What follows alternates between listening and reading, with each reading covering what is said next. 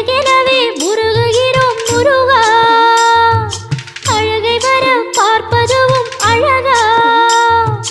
உப்பு காத்து ஊத காத்து சுற்றும் கடலு கரைய பார்த்து சத்தியமா கோயில் கொண்ட சுப்பையா, எங்க குப்பத்துக்கு குலவிளக்கு நீ ஐயா.